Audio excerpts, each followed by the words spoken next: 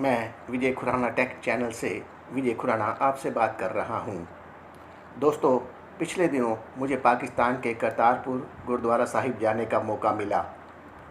करतारपुर का यह गुरुद्वारा पाकिस्तान में सिख धर्म का दूसरा सबसे महत्वपूर्ण गुरुद्वारा है। पहला ननकाना साहिब, जो पहले गुरु नानक देव जी का जन्म स्थान है, और करतारपुर में गुरु नानक देव जी ज्योति ज्योत समाये थे।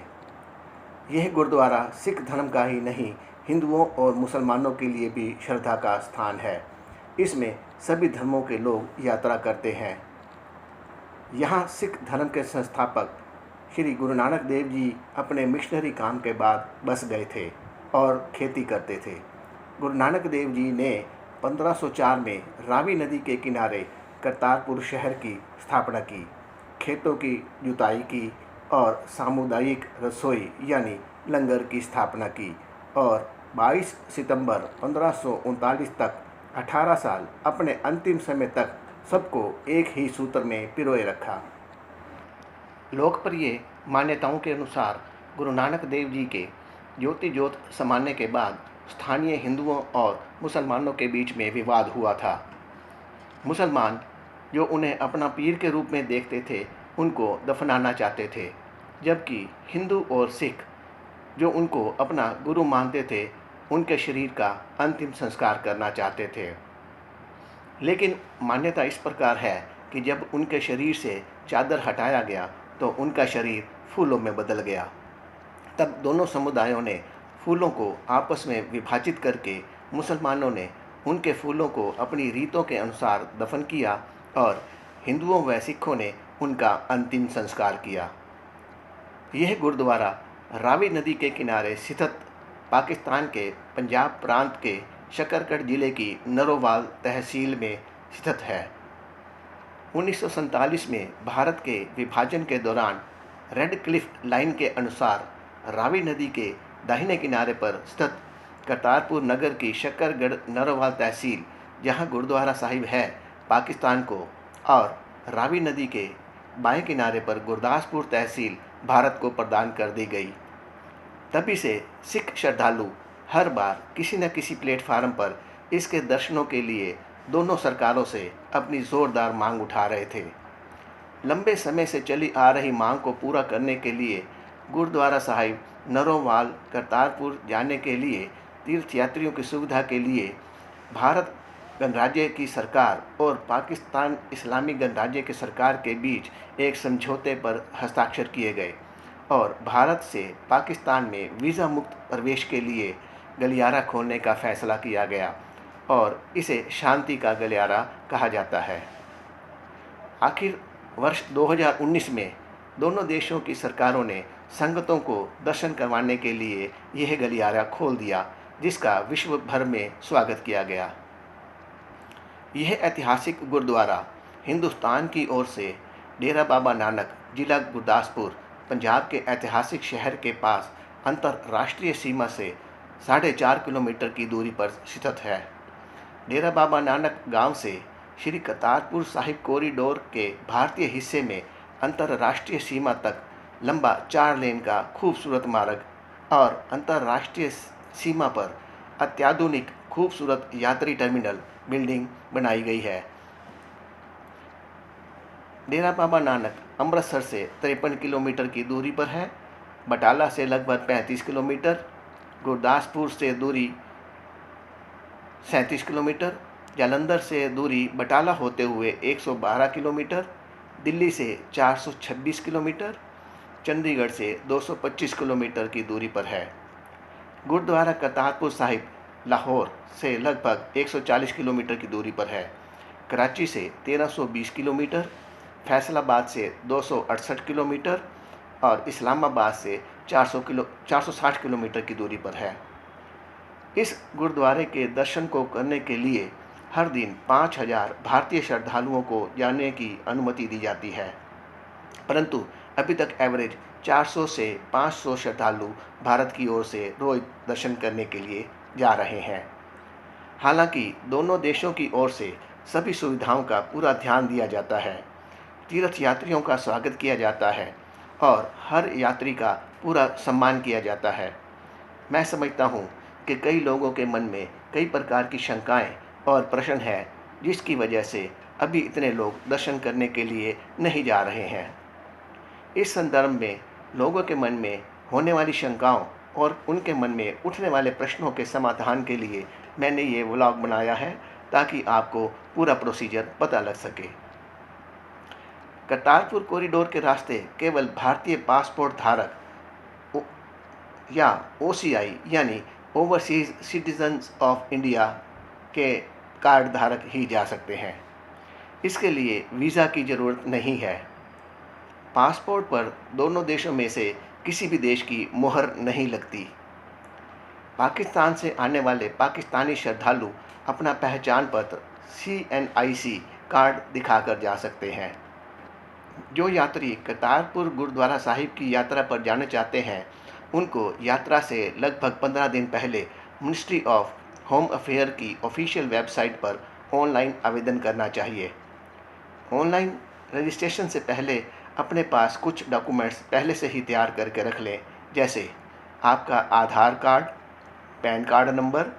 रजिस्ट्रेशन फार्म भरने से पहले आपको अपने ब्लड ग्रुप के बारे में पता होना चाहिए।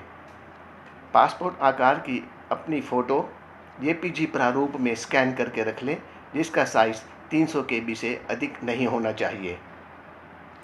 अपने पासपोर्ट के पहले और आखिरी पन्ने में, जिसमें आपका नाम, फ़ोटो और आपके परिवार का विवरण शामिल हो, उसको PDF प्रारूप में स्कैन करके रख लें, जिसका साइज़ 500 KB से अधिक नहीं हो। OCI कार्ड धारक यानी ओवरसीज सिटीजन ऑफ इंडिया अपने कार्ड के पहले पेज की कॉपी PDF प्रारूप में स्कैन कर लें, जिसका साइज़ 500 KB से अधिक नहीं होना चाहिए। पहले ये चेक कर लें कि आपके कंप्यूटर सिस्टम में एक्रोबैट रीडर अवेलेबल है। यदि नहीं तो आप PDF डाउनलोड कर सकते हैं। रजिस्ट्रेशन। सबसे पहले आपको गृह मंत्रालय यानी मिनिस्ट्री ऑफ होम अफेयर्स की ऑफिशियल वेबसाइट https://prapazero.mha.gov.in पर जाना होगा। सभी आवेदकों को अपना अलग अलग आवेदन करना होगा। वेबसाइट के होम पेज पर ऑनलाइन आवेदन पर क्लिक करें। यहाँ आप अपनी कैटेगरी चुनें कि आप इंडियन पासपोर्ट होल्डर हैं या OCI कार्ड होल्डर।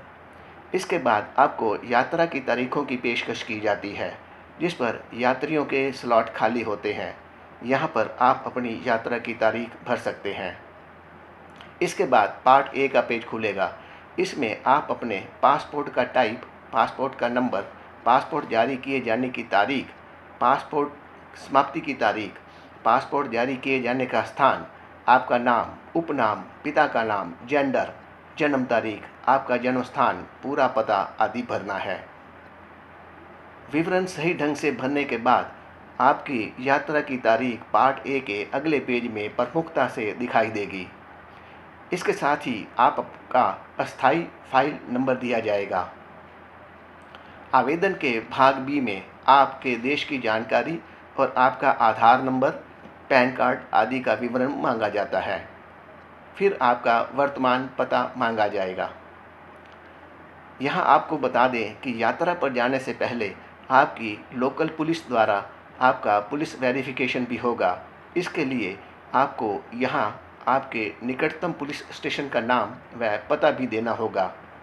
अब आप अपना ब्लड ग्रुप भरें।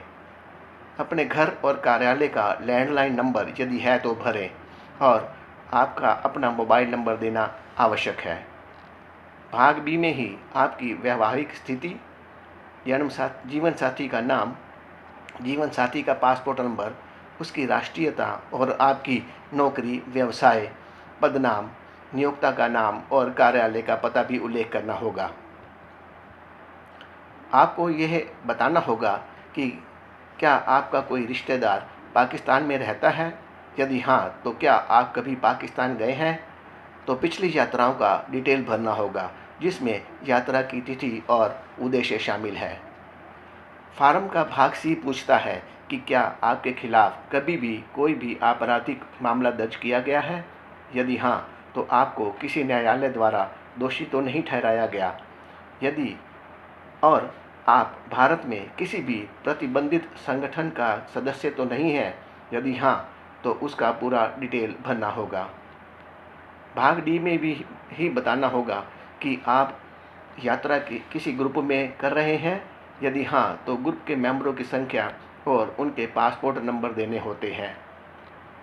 इसके अलावा आप द्वारा घोषणा और वचन पत्र देना होगा कि आप गुरुद्वारा की यात्रा के दौरान कोई भी ऐसी गतिविधि नहीं करेंगे जो भारत की संप्रभुता और सुरक्षा के लिए हानिकारक है।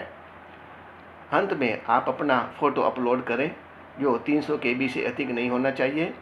इसके साथ ही अपना पासपोर्ट या OCI की स्कैन कॉपी भी अपलोड करें जो 500 KB से अधिक नहीं होनी चाहिए। इसके साथ ही आपके फ़ोन नंबर पर आपका अस्थायी रजिस्ट्रेशन नंबर के साथ एक SMS संदेश प्राप्त होता है। ध्यान रहे, आवेदन में अपना नाम, जन्मतिथि आदि की स्पेलिंग सहित हर तरह की सही जानकारी दें। अन्यथा आवेदन में किसी प्रकार की जानकारी छिपाने या गलत जानकारी देने पर आपका आवेदन अस्वीकार किया जा सकता है। Police verification. रजिस्ट्रेशन के 3-4 दिन बाद लोकल पुलिस द्वारा आपका पुलिस वेरिफिकेशन होगा। पुलिस वेरिफिकेशन के लिए अपनी फ़ोटो, आधार कार्ड, पैन कार्ड, पासपोर्ट की कॉपी आदि सभी डॉक्यूमेंट्स तैयार रखें। पुलिस वेरिफिकेशन के लिए आप व्यक्तिगत तौर पर स्वयं उपस्थित हों। पुलिस वेरिफिकेशन के दौरान आपके पास आस पड़ोस से भी जानकारी ली जा सकती है और पुलिस 2 गवाह भी मांग सकती है। पुलिस वेरिफिकेशन के बाद आपको गुरुद्वारा करतारपुर साहिब जाने की अनुमति दी जाती है। यह अनुमति गृह मंत्रालय द्वारा ETA यानी इलेक्ट्रॉनिक्स यात्रा अधिकार पत्र के माध्यम से आपके मोबाइल पर SMS द्वारा दी जाती है।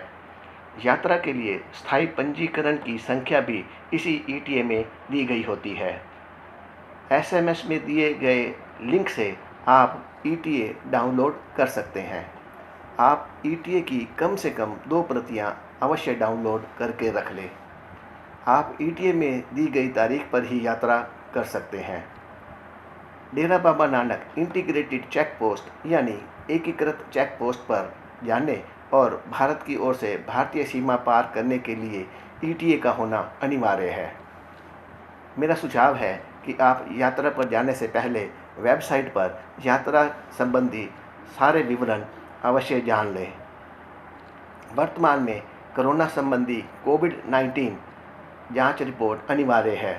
भारत और पाकिस्तान सरकार द्वारा जारी निर्देशानुसार सभी यात्रियों को कोविड-19 जांच की नेगेटिव RT-PCR रिपोर्ट लानी जरूरी है, जो कि 72 घंटे से पुरानी नहीं होनी चाहिए। मेरा सुझाव है कि आप अपनी यात्रा से एक दिन पहले गुरुद्वारा डेरा बाबा नानक या आसपास के होटलों या अमृतसर, बटाला, गुरदासपुर में भी रुक सकते हैं, ताकि आप सुबह जल्दी ही करतारपुर कॉरिडोर पहुंच जाएं और यात्रा का पूरा आनंद लें। डेरा बाबा नानक से यात्री टर्मिनल बिल्डिंग यानी इंटीग्रेटेड चेक पोस्ट भारतीय पक्ष का कॉरिडोर तक आप परिवहन के किसी भी सार्वजनिक साधन या निजी वाहन जैसे बस, कार, टैक्सी आदि के द्वारा जा सकते हैं। रेल मार्ग से आप अमृतसर या गुरदासपुर के रास्ते यात्रा कर सकते हैं।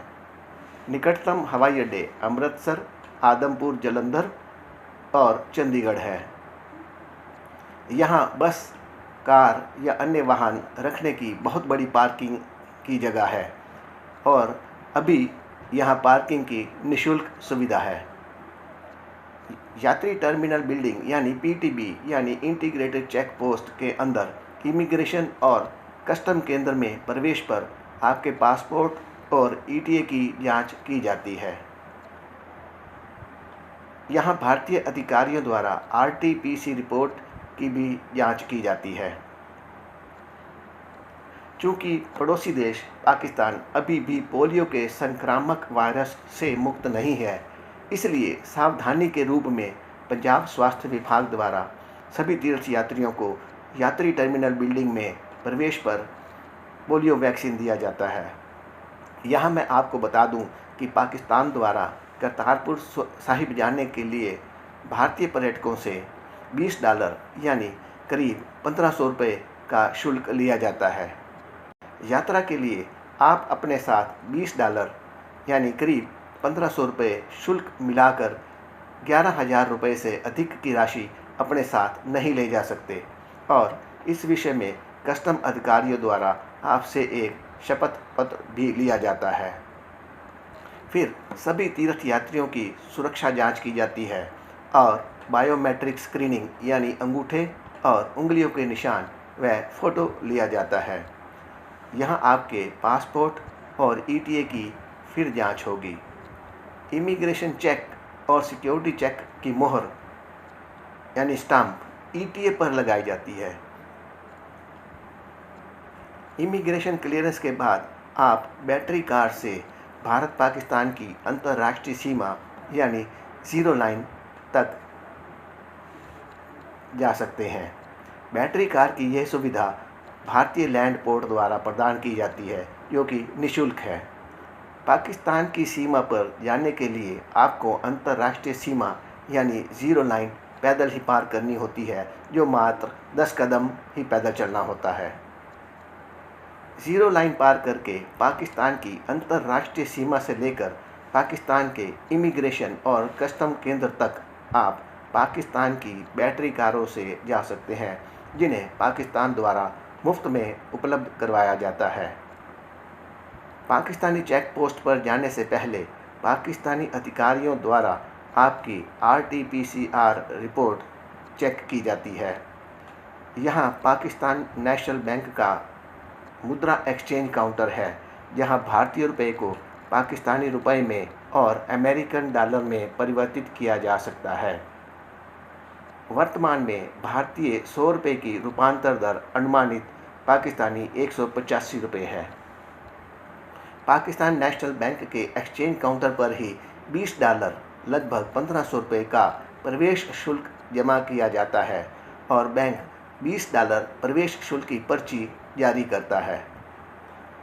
यहाँ पाकिस्तान के कस्टम और इमिग्रेशन सेंटर में वही प्रक्रिया दोहराई जाती है जो भारतीय इमिग्रेशन सेंटर में की गई थी।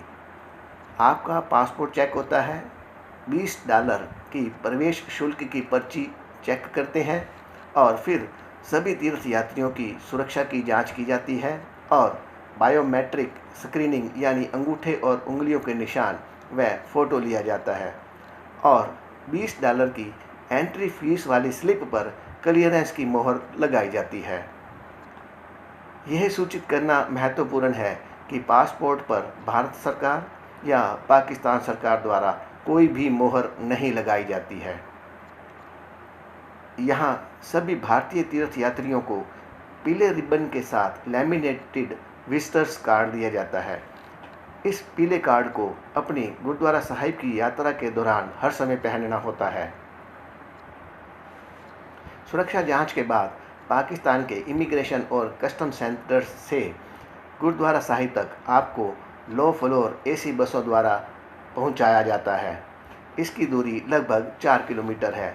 ये बसें पाकिस्तान गुरुद्वारा प्रबंधक समिति द्वारा निःशुल्क चलाई जाती हैं। चेकिंग के लिए हर समय $20 की रसीद, अपना पासपोर्ट और मोहर लगी ETA की कापी अपने पास रखना जरूरी है। यात्रा पूरी करने के बाद ये visitor card Pakistani check post पर वापस लौटाने होते हैं। यात्रा पूरी करने के बाद लौटने पर दोनों कस्टम और इमिग्रेशन सेंटरों पर चेकिंग की वही प्रक्रिया दोहराई जाती है जो जाते समय की गई थी। यहाँ पाकिस्तानी अधिकारी द्वारा $20 वाली मोहर लगी रसीद वापस ले ली जाती है और इसी तरह भारतीय इमिग्रेशन और कस्टम केंद्र पर चेकिंग के बाद अधिकारी द्वारा मोहर लगी ETA की कापी वापस ले ली जाती है। पाकिस्तानी यात्री भी करतारपुर गुरुद्वारा साहिब जाते हैं, लेकिन वे करतारपुर कॉरिडोर के भारतीय हिस्से से नहीं जा सकते। पाकिस्तानी यात्री स्वयं के पाकिस्तानी कॉरिडोर से ही यात्रा कर सकते हैं। इसके लिए उन्हें अपना CNIC यानी कंप्यूटरीकृत राष्ट्रीय पहचान पत्र दिखाकर अनुमति दी जाती है और पाकिस्तानियों से प्रवेश के लिए पाकिस्तानी 400 रुपये, लगभग भारतीय 200 रुपये प्रवेश शुल्क लिया जाता है। यात्रियों की पूरी जांच के बाद पाकिस्तानी यात्रियों को उनके ही कॉरिडोर पर नीले रंग के रिबन वाला विजिटर्स कार्ड दिया जाता है। यह दोनों पक्षों के यात्रियों की अलग अलग पहचान के लिए है। गुरुद्वारा साहिब जाते ही पाकिस्तान के अधिकारियों द्वारा सभी यात्रियों का स्वागत किया जाता है और गुरुद्वारा साहिब के बारे में पूरी जानकारी दी जाती है। यात्रा का समय। गुरुद्वारा साहिब खुलने का आधिकारिक पाकिस्तानी समय प्रातः 8 बजे से शाम 6 बजे तक है। भारतीय यात्रियों का वापस लौटने का पाकिस्तानी समय शाम 4:30 बजे तक है। यहाँ यह बताना ज़रूरी है कि भारतीय यात्रियों को उसी दिन शाम को वापस आना होता है और वे रात भर वहाँ नहीं रह सकते। फोटोग्राफी।